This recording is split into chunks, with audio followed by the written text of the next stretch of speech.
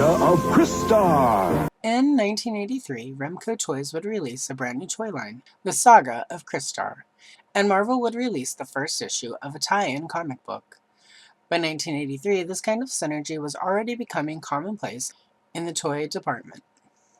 However, what is unique about Crystar is that instead of Crystar and the world he lived in being a creation of a toy company, who then sought out a comic book company to help flesh out the world to better market it to kids, Crystar started out at the comic book company. The licensed comic model had been a major success for Marvel with Star Wars and G.I. Joe. Marvel's concept of Crystar was partly to fill a gap in their line of books, but also specifically with an eye toward licensing the book out for a toy line, cartoons, and other merchandise.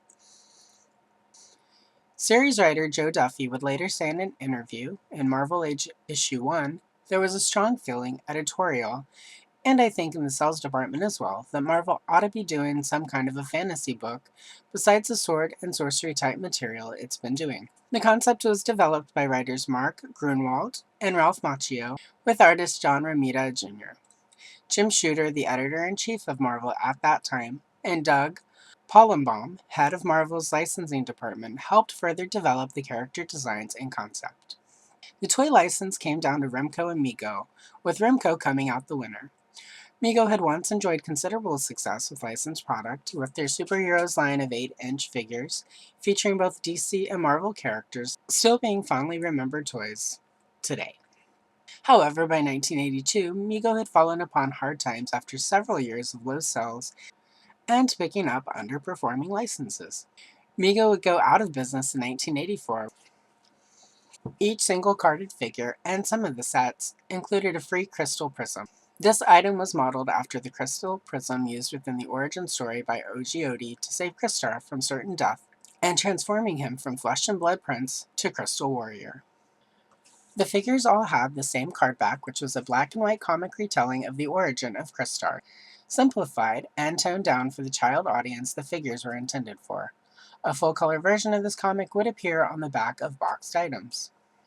The toy line would be cancelled without a second year of product being produced, resulting in Crystar being a single-year toy line.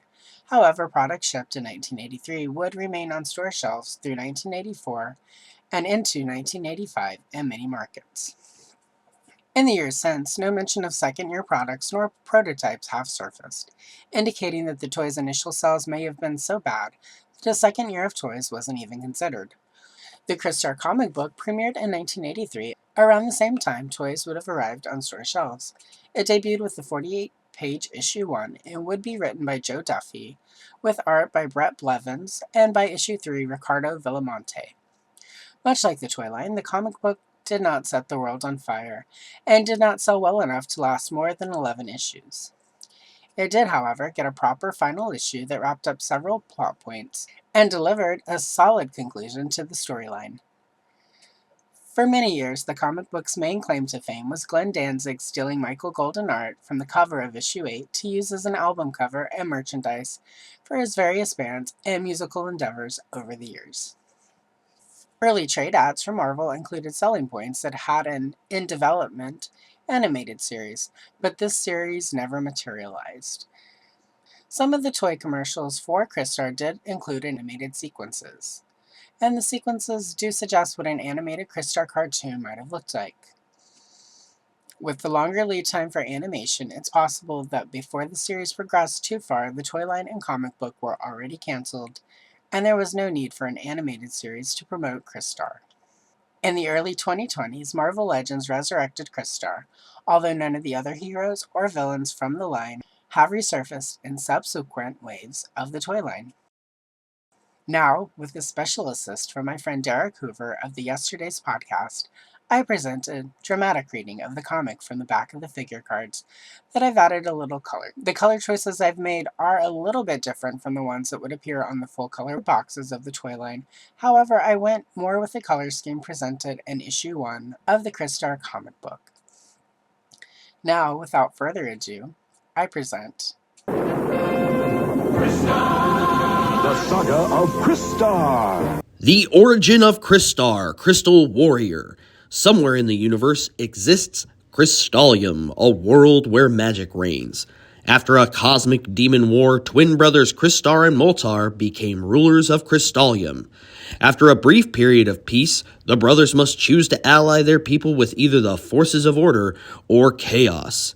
Crystar argues to side with Ogiodi, the wizard champion of order, while Moltar insists on joining Zardeth, the wizard leader of chaos. Their uncle Feldspar tries to lend a voice of reason. But Moltar thinks his uncle is siding with Crystar. A battle ensues, and through base treachery, Moltar triumphs. Moltar leaves Crystar and Feldspar so he can tell Zardeth of his victory.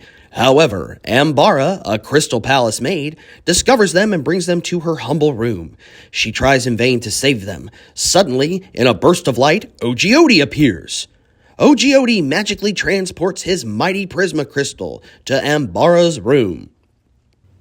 Crystar, you must enter the great Prisma Crystal and merge its mystical life essence with your own.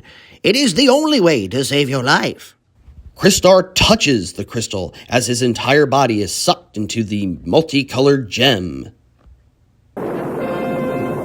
After many long hours, a hand finally emerges from the Prisma Crystal. A crystal hand. Soon an entire crystalline body emerges. It's Crystar, wielding a gleaming sword. But the battle royale is just beginning. Crystar must now face his evil brother, who has been magically transformed by Zardeth, in combat to decide the final fate of the planet Crystalium. Goodness and right, evil and might, the winner is out to you. The Saga of Crystar collection. Each figure sold separately by Remco. The Saga of Crystar. A fantasy world of crystal warriors, demons, and wizards.